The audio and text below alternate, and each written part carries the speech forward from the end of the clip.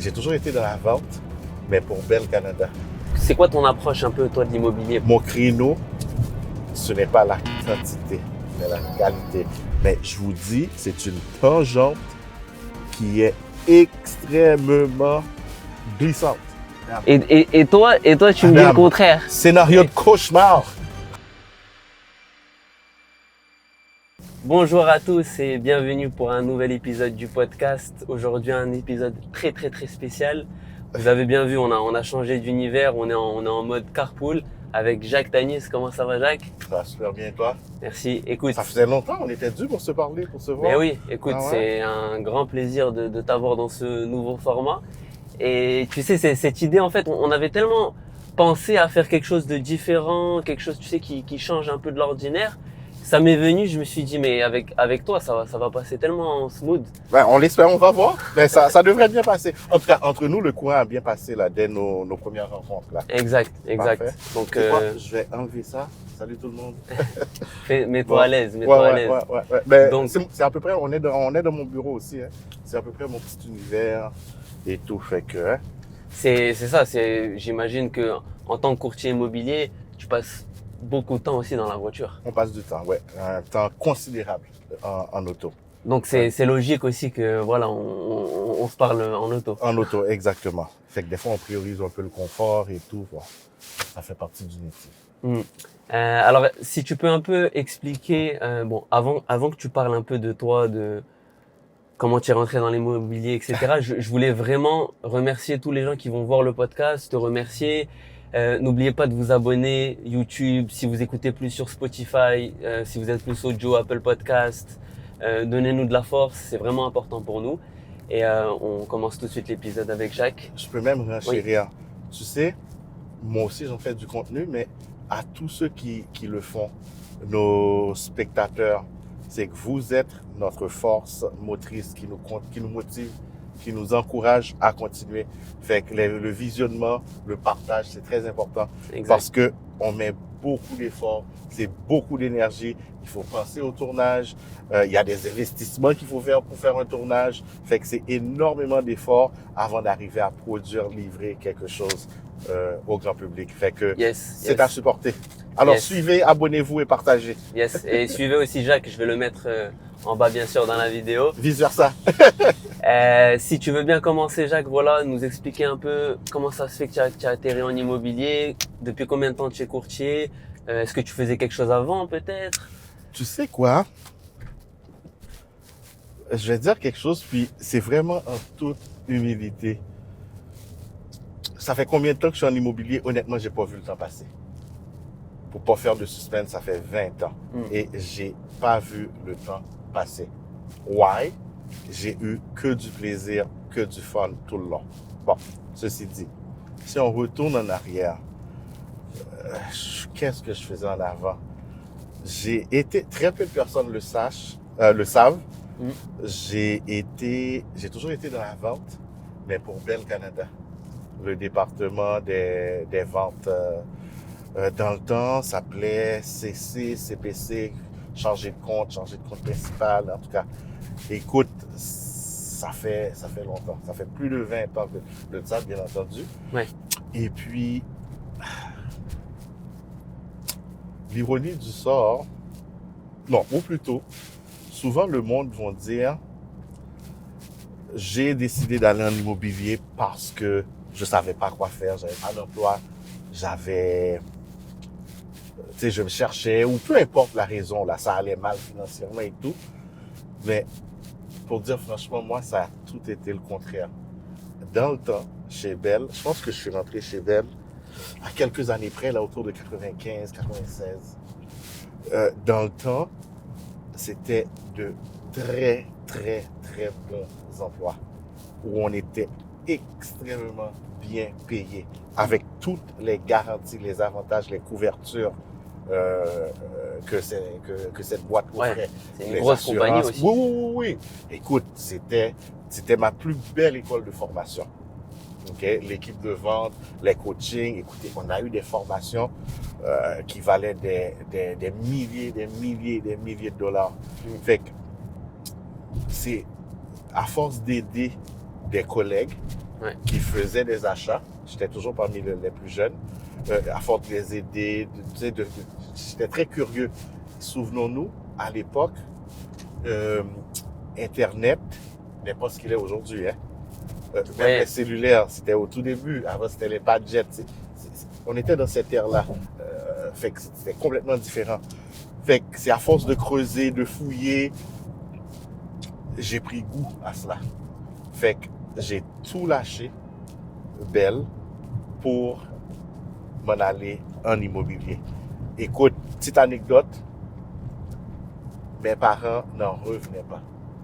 Il dit, Jacques, tu as un travail assuré, garanti. Tu as tous les avantages qui vont avec. À l'époque, quand on avait la carte d'employé Belle, il y a certains magasins, ça venait avec plein d'autres avantages dans le temps. Fait qu'il dit, tu lâches tout ça pour t'aller dans de l'incertitude. Peut-être que tu n'as pas tous ces avantages-là. Pour faire une histoire courte, j'ai jamais regretté, j'ai jamais regardé en arrière. Fait que je pense que, j'espère que ça a répondu à ta question, ça résume un peu mon parcours. Puis, j'ai pas vu passer les 20 ans en immobilier, pour te dire franchement. Et bon, j'imagine que tu sers beaucoup de clients. Est-ce que tu es plus du côté vendeur, du côté acheteur? C'est quoi ton approche un peu, toi, de l'immobilier? Parce que chacun a une approche un peu, tu sais, différente. Est-ce que aussi, tu dirais aussi que c'est un métier aussi très communautaire, je trouve. Tu sais, par exemple, toi, tu es d'origine haïtienne, on en avait parlé. C'est beaucoup autour est-ce que tes clients, c'est beaucoup autour de cette communauté-là? Tu sais, je parle aussi avec des gens qui sont plus, moi, de mon côté, c'est communauté judaïque. Donc, tu trouves plus de clients de ce côté-là. Comment ça se développe de ton côté? Tu sais, je vais te dire, ma clientèle est très variée, est vraiment mixte. Je peux pas dire que je suis communautaire, que je travaille principalement, majoritairement, surtout pas exclusivement pour ma communauté. Non, c'est pas vrai. Il faut dire au fil des années, mon nom a fait son chemin, mon réseau de contacts aussi a beaucoup progressé. Donc, j'ai une clientèle qui est vraiment mixte. Mon créneau, ce n'est pas la quantité, mais la qualité. Je ne suis pas un agent à gros volume. Ouais. OK, comme d'avoir 5-6 clients, travailler plusieurs dossiers. Non. Je fais plutôt du sur-mesure, c'est-à-dire le client avec qui que... Tu travailles pas excuse-moi de te couper, mais tu travailles pas en équipe aussi, tu travailles tout seul, c'est ça? Tout seul. Okay. It's like a one-man show. Parfait. Tu n'as pas d'adjoint, tu fais... Oui, non. Ah. Ben, ça, c'est une des choses qui est bien en immobilier, cette évolution-là. Oui. C'est-à-dire, moi, de mon côté, j'ai dû engager une adjointe administrative qui va m'enlever pas mal de charges de travail, côté paperasse et tout organiser, monter les dossiers, faire la coordination aussi avec les autres corps de métier. Et moi, je me concentre vraiment sur le client, c'est-à-dire la négociation, comment trouver, comment le positionner et tout pour qu'il puisse obtenir, pour qu'il puisse arriver à ses fins. J'avais envie de te poser, parce que tu fais beaucoup de vidéos sur le terrain, dans les appartements. D'ailleurs, c'est comme ça que je t'avais trouvé, parce que sur Instagram, avec ton fils, tu lui montres un peu le métier. C'est ça. Et ma question, en fait, c'était, est-ce que tu as une routine au moment de montrer une propriété au client? Comment tu le joues avec lui? Est-ce que tu vas plus au feeling? Souvent, je dis que je ne suis pas un exemple en immobilier. Pourquoi? C'est vraiment du cas par cas. Okay? Ça dépend ça dépend du moment, ça dépend du client, ça dépend de l'énergie. Chaque individu est différent. Comme avec mon fils, le monde souvent vont penser que je lui montre les rudiments du métier, ce qui n'est pas du tout le cas. Si jamais ça donne, c'est tant mieux. Mais je ne suis pas en train de le former nécessairement pour être dans cette veine-là, dans cette branche-là. C'est plutôt, je lui montre le modus operandi, comment que ça fonctionne. D'accord. Comment reconnaître aussi quelqu'un qui est dédié, qui est dévoué à ton projet. Et souvent, je lui dis, dans son cas à lui, parce que c'est mon garçon, avec n'importe quel autre agent, il aurait sans doute déjà acheté. Avec moi, c'est plus long. parce que je prends le temps. Je lui montre le côté positif, le pour et pour le contre. Fait que c'est une toute autre façon avec lui que souvent avec mes clients que j'arrive à créer. Sauf que des fois, ça va pas prendre autant de temps. Parce que le client, il veut, puis il va pas nécessairement, je veux pas dire se plier, se soumettre à mon fils. Il va vraiment écouter mes conseils. Ouais. Mais le client, c'est son choix, c'est sa décision à la base. Fait que c'est un petit peu ça la différence là. Si c'est clair, si c'est pas clair, tu me le dis. Hein? Non, c'est très clair. Vas-y. Est-ce que tu aurais une histoire qui sort un peu de l'ordinaire, quelque chose qui t'est arrivé durant ces 20 ans d'années, tu sais, Des histoires, j'en ai. pendant une visite ou peut-être avec un client qui t'a demandé une demande particulière, tu sais. J'en ai des faits cocasses là, j'en ai. Mais tu sais quoi? Une des histoires qui m'a vraiment le plus marqué, puis je le dis, puis à chaque fois ça me ramène en arrière, puis ça me donne la chair de poule un peu. J'avais une cliente, une amie même. Elle venait de s'acheter un duplex avec moi. OK?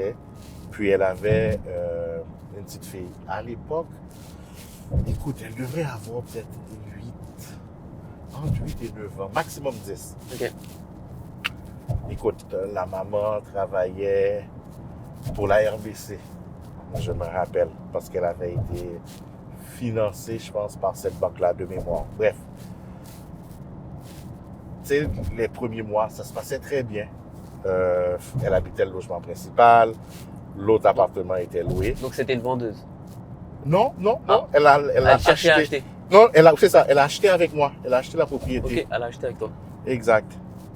Et puis, quelques mois après, la vie lui a lancé genre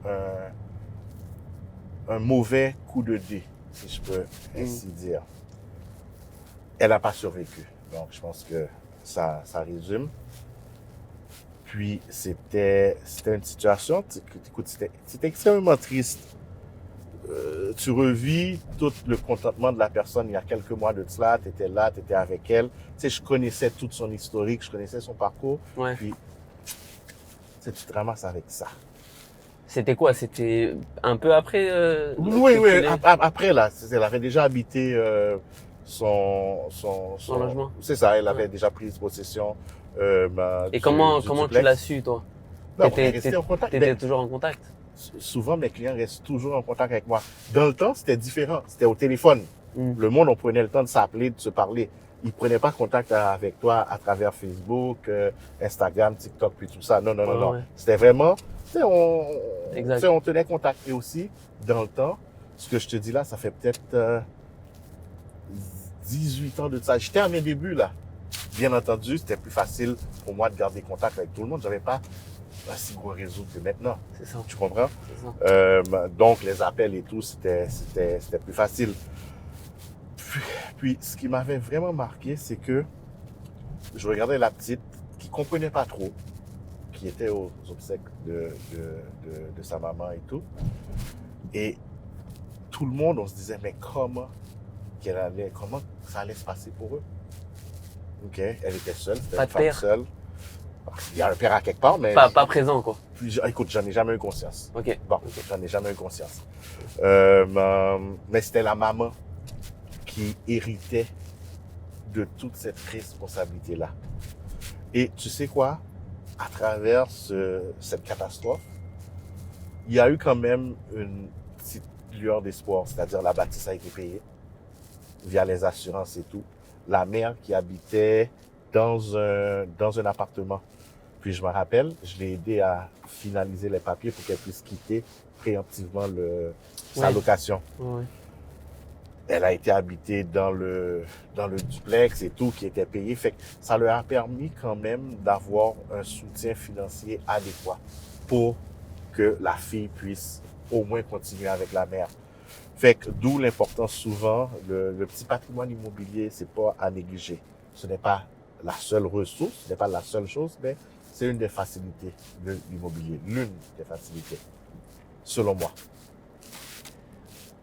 bon, les gens le savent pas encore, mais juste avant, on était dans une propriété à toi qui est à vendre pour faire une petite vidéo. Uh-huh. Je voulais que tu parles un peu, tu sais, du côté un peu prospection, comment tu trouves tes clients. On va parler aussi un peu de cette propriété qui est sur le marché. Je sais pas si elle sera encore sur le marché quand la vidéo sortira, mais en tout cas, on va faire une vidéo dessus. Elle sortira avant le podcast. Même. Avant le podcast. Ouais. Bon, écoute, côté prospection, tu sais, chaque agent va avoir son créneau, sa façon de faire ses prospections. Mm. Puis, moins ce que tu as d'années sur le terrain, moins ce que tu as de notoriété.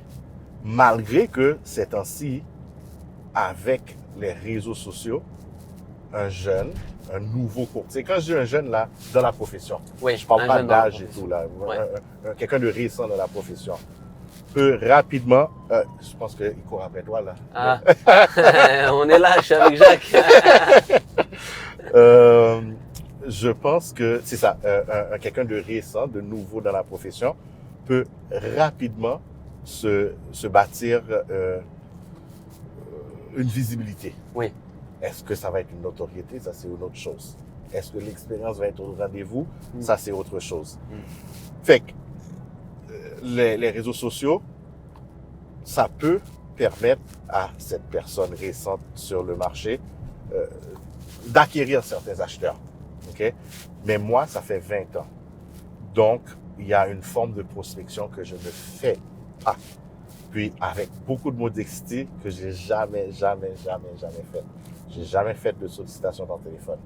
C'est-à-dire appeler, Ouais. call, qu'on appelle. Encore, oui. I was blessed. J'ai jamais fait ça. D'accord? Pourtant, je venais d'un environnement où on en a fait. Dans mon ancien travail, Bell Canada, écoute, j'en ai fait des appels. Ben oui, c'est ça que J'ai- j'allais te dire. Parce que Bell, quand même, c'est une Écoute, ben grosse oui, compagnie de communication parler au du téléphone, Québec, presque. exact, communiquer, c'est mon créneau, je connais ça, mais j'ai jamais fait. Du porte-à-porte, j'ai jamais fait ça. Pourquoi? Je pense que j'ai toujours eu une clientèle choyée, si je peux ainsi dire, qui m'ont connu par mon ancien travail et puis par mon cheminement, mon parcours. Ce qui fait que j'ai pas à solliciter massivement. Puis, souvent, je dis, ça c'est après tant d'années de pratique, ça fait 20 ans. Quand tu sollicites, tu es un vendeur. Mais quand tu te fais solliciter, quand on t'appelle, tu es un expert. Ça fait une différence. Ouais. Ouais. Okay? Et tu l'as bien souligné que ça vient aussi beaucoup de ton ancien travail, si bien sûr la personne avait un ancien travail, mais c'est toutes ces relations-là que tu tisses, Que je tisse. que ils te connaissent, ils te font confiance, ils t'ont vu, Exact. tu vois. Donc Et ils se disent oui, si j'ai l'habitude de travailler avec lui, pourquoi pas, tu vois. Et en plus de ça, si je peux renchérir, c'est qu'avant d'entamer un mandat pour un client, peu importe, vente, achat, je prends le temps vraiment de connaître le client. Il y a un échange et surtout quand je dis à mon niveau, c'est pas, il n'y a aucune prétention, hein, aucune prétention. Mais avec mes années d'expérience, il faut que ce soit mutuel, il faut qu'il y ait Ouais. une chimie. Ouais. On va pas nécessairement décider de travailler avec tout le monde. Il faut dire que je peux me le permettre. Puis, si j'ai la conviction que ça fonctionnera pas, je vais le dire, je vais réorienter le client. Si je pense que c'est pas le bon fit. Souvent, puis ça, je trouve que ça incombe aux clients, que ce soit les vendeurs ou les vendeurs ou ceux qui veulent acheter. Je trouve qu'ils ont la responsabilité de faire ce devoir-là, de bien choisir qui va les représenter. Ça, c'est fondamental. On a bien beau dire, OK, Adam, je te réfère, c'est lui le meilleur et tout, mais la personne doit faire ce qu'on appelle le due diligence. Aller voir ce qu'on me dit de lui. Est-ce que ça correspond à mon profil? C'est important. Ça, Il ne faire faut ses pas se recherches. fier seulement aux réseaux sociaux. Tu sais, les réseaux sociaux, À un certain point, tu peux le manipuler, hein, tu peux bien faire sortir ce que tu veux. Fait qu'il faut faire attention. Est-ce que les connaissances de la personne sont au rendez-vous? Est-ce que les connaissances, est-ce que son éthique de travail est au rendez-vous? Et aussi, sa motivation aussi de travailler. C'est toutes des choses que c'est important. Parce que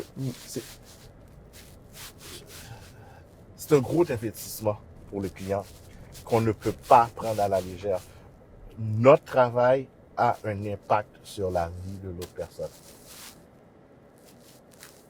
Ouais. Une question aussi que je t'avais pas posée, mais bon, c'est logique, ça va venir. Ça fait déjà 20 ans que toi tu es dans le domaine.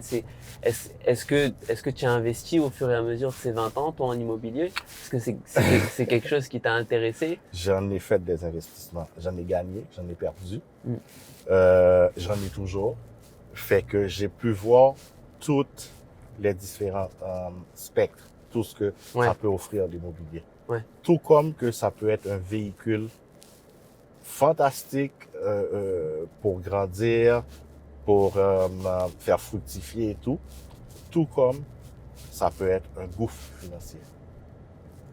Ça là, le monde, c'est un créneau que le monde ils prennent pas le temps de regarder. Si tu fais, je parle pas de mauvais achat. Un mauvais achat, c'est correct, ça se répare. Mais un achat avec le mauvais associé, vous n'avez pas idée. Tu parles d'expérience là. Vous n'avez pas idée de ce que ça peut faire. Aussi, les partenariats pour les mauvaises raisons. Et ça, avec l'explosion du marché, les prix qui étant pas atteignables, le monde font des associations, des stratégies d'achat. Ouais. Que est-ce que tu aurais un exemple? Est-ce que j'en ai des exemples, oh my God. Là, il faudrait qu'on aille à New York. Ouais, c'est ça. Hein. Non, mais rapide, peut-être, je sais pas, un multilogement ou peut-être un flip. Qu'est-ce qui t'est venu en tête? Écoute, pour pas... Bon, après, tu peux parler de tes expériences à toi, tu sais, ce qui a bien marché pour toi. Toi, est-ce que tu étais plus dans quoi? Le flip, le non, je suis pas un gars de flipper. Non, flip, ça a jamais été mon fort. Ça, j'en ai jamais fait. Condo? Condo, j'ai pas de problème avec les condos. OK. Mais le flip en tant que tel, acheter pour rénover, puis pour mettre... Non, ça, c'est pas du Jacques. Non, acheter sur plan, c'est pas du Jacques non plus. Moi, il faut que ce soit concret, visuel. Faut que tu le... Ouais. Ouais, parle-moi pas de... Puis aussi, encore une fois, je connais mes forces, je connais mes faiblesses, je connais mes compétences et tout. Écoute, je suis vraiment pas manuel, là. Tu me donnes un marteau puis un clou, je prends le clou, je tape sur le marteau. Je pense que ça me dit tout. S'il y a une ampoule à changer à la maison, c'est un drame. Ah ouais. C'est une semaine de discussion. Ma femme est après moi. Ah, il faut le changer. Fait que là, il faut trouver qui va venir changer l'ampoule. Ouais. Fait que je vais pas m'aventurer dans un flip. Non. C'est moi qu'on va flipper. Maintenant, exemple comme que tu m'as demandé. Je vais te donner un exemple moyennement récent.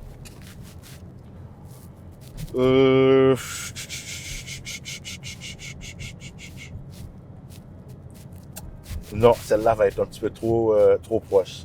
Il faut que j'adapte l'histoire, mais tout en restant authentique.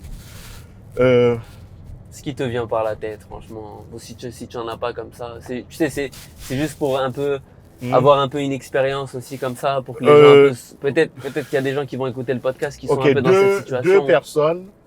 Deux personnes qui se connaissent depuis quand même un certain temps, puis avec les difficultés d'acquérir une propriété, qui décident de se mettre ensemble. OK? Puis cet exemple-là, prenez-le, mettons que c'est un membre de la famille, deux frères, sœurs, combinez-le comme vous voulez. C'est ça arrive. Deux personnes proches. De toute façon, ça arrive souvent. Maintenant, exact. Cette proximité-là, agencez-le selon votre situation. Ça veut dire, ça peut être votre soeur, ça peut être votre tante, peu importe. Là. Ils se mettent ensemble. Ils achètent un duplex ou un triplex. OK?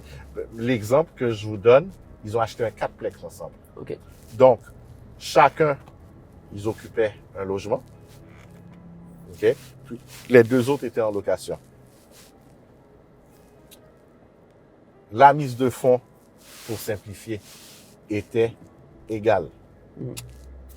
Les deux, à l'époque, non, une était mariée, l'autre n'était pas mariée. OK, une personne. Quand je parle, Oui. c'est une personne. Donc, c'est ça. Une était mariée, l'autre n'était pas mariée. Il va toujours y avoir une disparité. C'est-à-dire, il y a toujours un qui va penser que l'autre fait moins un apport Exact. que l'autre. Fait que déjà là, ça a commencé à créer de la bisbille. Lorsqu'il s'agissait de faire, comment qu'on appelle ça là, certains rénaux, certains travaux, à un moment donné, toiture est due, il y avait tel type de choses à réparer et tout. Financièrement, il y en avait une qui était plus forte que l'autre. Donc, il y en a une qui avait les moyens, mettons, de payer pour changer la toiture. Si on est partenaire à part égale, mais normalement, il faut... S'il y a des dépenses à faire, ça serait par égal. Il faut, exactement. Ça se passait pas toujours comme ça. À un moment donné, en étant propriétaire, celle qui est mariée, malgré que son mari n'était pas sur les titres de propriété, c'est une résidence familiale. Séparation. Et il doit en avoir des cas comme ça, Écoute, des centaines, des milliers. Des milliers. Ça, c'est un exemple. Ouais. Je vais te donner un autre type d'exemple. Que je vois là, des fois, je les déconseille, je dis, va pas là-dedans. C'est une bombe à retardement. C'est que, mettons que toi, tu as les moyens. Comment pourrais-je te dire là? Mettons que toi, tu veux acheter. OK? Ou non, moi, je veux acheter. OK. Parfait. Sauf que, j'arrive pas tout à fait. Il me manque un petit pouce là. Il me manque un petit quelque chose. Toi, Adam, on est amis depuis très, très longtemps. Je dis, écoute, viens co-signer pour moi. Viens signer pour moi. C'est pour m'aider à acquérir mon bien. Toi, tu n'as pas l'intention d'acheter cette année ni l'année prochaine. Moi, je te dis, écoute, dans 2-3 ans, je vais te libérer et tout. That's what I call wishful thinking. Ça, c'est la pensée positive et tout. Bon, dans le meilleur des mondes. Mais on ne vit pas dans un monde idéal. Tu co-signes. Premièrement, les banques acceptent un vrai co-signment.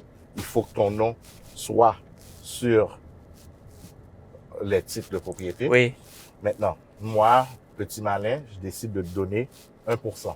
Juste pour que ton nom soit sur les titres. C'est correct, c'est pas grave. On est potes et tout, on est frères, peu importe, on est sœurs, c'est correct. Un an plus tard, ta situation change. Mettons que tu veux juste changer d'auto. Mais c'est une dette que tu as. La banque le comptabilise comme dette intégrale. Fait que déjà là, ça commence à Ouais, là, ça commence à être compliqué. compliqué. Maintenant, je me suis servi de ton nom pour accéder à quelque chose. Mais tu mérites une compensation là pour m'avoir aidé. C'est ça? Tu m'as prêté ton nom, j'utilise ton nom. Oui, tu es consentant et tout, mais tu mérites quelque chose. Je pense que je peux couper par là. Hein? Exact. Ouais. Pas l'autre après. Hein? Exact. Ici, là. C'est ça, ouais, à gauche. À gauche. Oups! Ouais, on a mis le GPS en même temps, les amis. Faut pas, parce qu'il y a beaucoup d'embouteillages aujourd'hui, comme d'habitude. Ah, oui, il y a du trafic. Hein. C'est pas évident.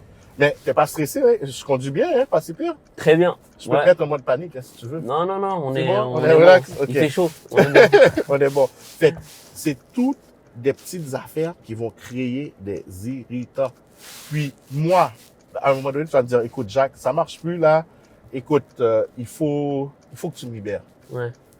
Pour te libérer, c'est facile à dire, mais comment le faire? C'est ça. Il faut que sur les papiers. il faut que je le resoumette à la banque. Si j'ai pas les moyens financiers d'assumer maintenant intégralement la dette, puis toi, je te tiens en otage. Fait que j'en ai plein de cas où est-ce que les personnes sont prises en otage. À vouloir bien faire, ils se trouvent pénalisés. Et ça, je te donne un exemple simple. Mettons que ça, c'était pour l'achat d'un condo. Lorsqu'il s'agit de l'achat d'un plex, ça devient encore plus compliqué. C'est quoi la moralité dans tout ça, toi? La moralité, c'est que faites attention avec qui que vous vous engagez. Careful avec qui vous vous associez. Parce que tu Arrêtez les associations à l'aveugle. Parce que vous voulez acheter. Tu sais, sans te couper la parole. Non, vas-y. La personne qui se noie ne se soucie pas de qui lui tend la main. Il va t'agripper. Fais attention pour qu'elle t'emmène pas avec. Non, c'est marrant qu'on parle de ça maintenant parce que sur toute la saison 2, là, j'ai eu plein d'investisseurs et tu sais, plein te disent il faut investir en partenariat, vous allez avoir un plus grand parc, vous pouvez atteindre plein de choses en partenariat. Adam. Et toi, tu me dis le contraire. Scénario de cauchemar. Écoute. Mais bon, il y a toujours les deux revers de la médaille, tu sais. Écoutez, au bout de la ligne, là, faites votre devoir. Due diligence, comme tu as dit. Même en faisant le due diligence, soyez plus que prévoyant. Des fois, il y a des histoires que j'entends. Tu vas investir avec un groupe d'investisseurs. Exact. Tu mets j'en ai eu des 50 000, des 10 000. Mais ton argent va où? C'est quoi la part qui te revient? T'as zéro. Mon ami, cauchemar. En passant, je parle de mon expérience. Vous voulez le faire? Faites-le. It's good. De toute façon, chacun a son expérience. Exact. Je dis pas que c'est l'échec assuré. J'ai jamais dit ça. Mais je vous dis, c'est une tangente qui est extrêmement glissante. Puis quand ça dérape, vous avez aucun contrôle. Vous vous rendez compte que il y a plus à perdre qu'à gagner. Surtout dans ce genre d'investissement-là. Est-ce que c'est une part que tu as? T'as une part de quoi? Ton nom est-il sur des titres? Ça demande beaucoup de structure. Est-ce qu'il y a une convention de copropriété qui est faite, entre copropriétaires qui est faite? Il y a Madame, là, j'ai mal à la tête. Je t'ai donné. Est-ce que c'est la route ou est-ce que c'est le partenariat qui t'a donné mal à la tête? C'est le partenariat. La route, quand même, on est bien, hein? On est bien. Ouais, on est bien. Est-ce que ça répond à la question? Ça répond. Non, ça répond bien. Si j'ai un message à dire, en partenariat, votre risque est beaucoup plus élevé. En partenariat, vous ne possédez rien. Vous possédez... Oups. Ça, c'est, je sais pas, c'est un chameau qu'on a... C'était un beau trou, ça. Vous possédez que 100% du problème, de la dette. Vous ne pouvez pas décider de le vendre selon vos termes et conditions. Il y a tellement de trucs qui va avec ici. Non, juste là. Là, c'est pas chez moi. On continue? Non, à droite. Oh, ok. Parfait. Oh, c'est là que ça a dû faire? Ouais, okay. C'était une avant, mais je voulais pas te couper dans ta phrase. Ok, dans ma phrase, c'est parfait. Je continue? Non, c'était l'autre? Ouais. On s'en va pas grave. Ouais, bah oui. Mais c'est pas grave, tu vas tourner à droite. De l'autre côté, parfait. Ouais. Bon, tu peux le mettre là, je vais voir. Ouais, tu vas voir. Ouais, je vais voir. Donc, j'étais rendu où là, les amis? Ce podcast est un petit peu différent, hein. C'est ça. On peut se perdre des fois, mais on va toujours revenir au sujet. C'est toi le chargé pour. Non, c'est ça. C'est que on débattait, tu sais un peu. Tu donnais ton avis, voilà, sur les conseils, etc. du partenariat, mais je pense qu'on a fait le tour sur ça. Je voulais vraiment qu'on parle, tu sais aussi un peu, Jacques, de ce qui se passe en ce moment, les taux d'intérêt qui baissent. Bon, ça baisse très peu, ça baisse 0,25. 0,25 très peu. C'est ça, c'est la troisième baisse. Comment toi tu vois le marché se développer? Est-ce que tu pourrais peut-être donner un ou deux conseils pour les prochains acheteurs? Simple. Oubliez le taux d'intérêt. Oubliez le taux d'intérêt. Ceux qui vont vouloir acheter vont acheter. Ceux qui voudront pas acheter, achèteront pas. OK? Le taux d'intérêt, il est là, il faut composer avec. Donc, est-ce qu'on va se mettre à faire des analyses, à dire que c'est trop haut, c'est trop... Non. Quand c'est le temps d'acheter, achetez. Si toi, Adam, tu as les moyens présentement dans les 2-3 prochains Mais c'est mois un bon, on acheter. est d'accord que c'est un bon moment d'acheter maintenant. C'est toujours un bon moment d'acheter. C'est Dès que tu as toujours la un- possibilité. Ouais. Quand tu peux faire quelque chose, fais-le. Peut-être que dans 2-3 mois, tu pourras plus le faire. Pourquoi? Quelque chose s'est passé, quelque chose a changé. Ta situation financière, il y a un tournant Ouais. qui n'était pas prévu, qui est arrivé. Mais au moins, tu as eu le temps de faire ton acquisition. Il y a toujours, tu sais, lorsque tu possèdes un bien, tu as toujours des plans B pour pas le perdre. Tu peux la louer, tu peux avoir quelqu'un qui vient habiter avec toi. Tu as toujours des options, toujours en fonction de ta situation familiale. Maintenant, pour résumer, quand tu peux acheter, achète. Ouais. OK? C'est pas le taux d'intérêt, c'est pas un facteur. La seule chose que ça va faire, c'est le niveau d'emprunt que ça va venir affecter. Mais si tu peux acheter, achète. Ouais, non, parce que plus tu retardes, maintenant on parle des gens qui veulent investir, tu sais, ils viennent se marier, ils veulent acheter une maison. S'ils ont la possibilité de le faire, parce que tu as raison, plus tu retardes la chose, plus tu vas pas la faire, en fait. Plus tu vas pas la faire. Et aussi, ça dépend du type d'achat. Quelqu'un qui veut acheter un condo, un unifamilial, OK, je peux comprendre le taux d'intérêt, il le visualise autrement. Mais quelqu'un qui achète un plex ou quelque chose, on est dans un autre créneau. Tu comprends? Tu deals avec l'impôt, it's different. Ouais. Fait que les taux d'intérêt, là, faites-en pas une corvée. Ouais. C'est là pour rester composé avec, puis on y va. Ouais. C'est comme il faut se lever le matin, on se lève, let's go. Yes. On arrive bientôt à la fin de ce carpool, Jacques. Merci beaucoup. Ouais. Il n'y a pas d'autres questions? Et ça arrive. Ça arrive, OK. On va Mais non, finir. c'est à moi de te remercier parce que je voulais vraiment le faire aussi, là. Mais oui. Super Et nice. je pense que c'est une très bonne idée d'environnement, etc. Ouais, Et c'est vrai. je trouve que c'est plus à l'aise aussi, c'est moins. C'est un petit peu plus intime, hein. Exact. Mais, Exact. Ça marche bien aussi comme format. Et aussi, c'est pas on parle de sujets, tu sais, on parle pas de la bourse ou de. Ouais, tu vois, exact. C'est plus relax. Donc, C'est un sujet qui vient chercher le monde, où est-ce qu'on a beaucoup d'experts, hein, sur le marché. Fait que moi, souvent, je dis, c'est présentement la responsabilité incombe aux clients, aux consommateurs, de vérifier avec qui que vous voulez faire affaire. Les grosses équipes, les grosses structures, ou est-ce que aujourd'hui tu as visité avec un tel, demain avec un tel, ou si tu vends ta propriété aujourd'hui, c'est un tel, ou tu fais affaire avec une personne qui s'occupe de ton dossier de A à Z. Le choix vous appartient. Allez chercher la personne en qui vous voyez que sa philosophie, son mode de travail vient vous chercher. Je pense que de plus en plus, ça va être la responsabilité. Ne pas se laisser faire emballer par ce que vous voyez immédiatement sur les réseaux sociaux. Ouais. Tout ce qui brille n'est pas or. Yes, on va finir avec ça. Je voulais juste te poser une dernière question, plus légère aussi. Okay. Est-ce que toi tu écoutes beaucoup de podcasts? Est-ce que tu es plus, est-ce que tu consommes plus de livres? Qu'est-ce que tu fais de ton temps libre plus? On peut pas le dire à la caméra. Tu te souviens l'activité que je faisais? Oui, c'est vrai. Mais ça, on peut pas le dire. Alors, ça, c'est vraiment mon passe-temps. Ouais. OK?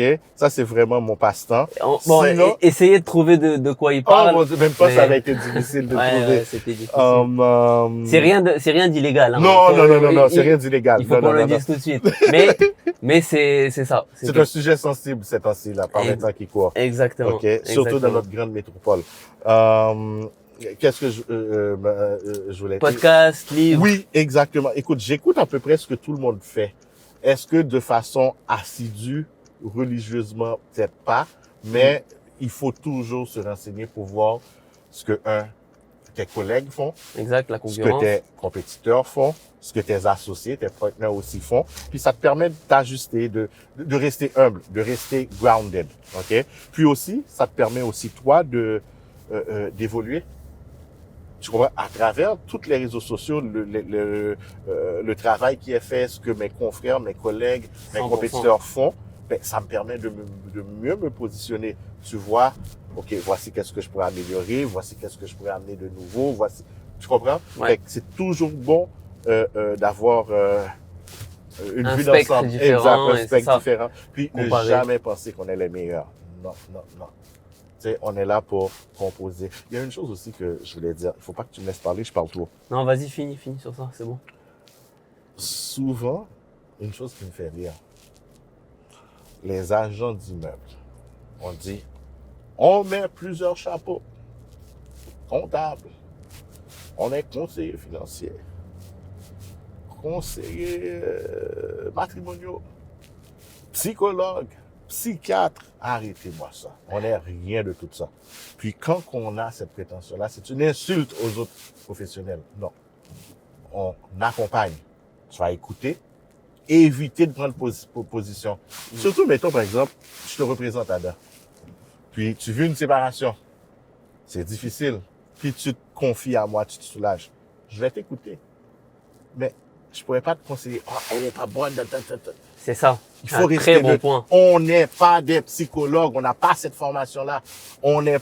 Puis, ce qu'ils font, un jour, vous allez vous ramasser avec un problème, puis vous allez le regretter. On n'est rien de tout ça.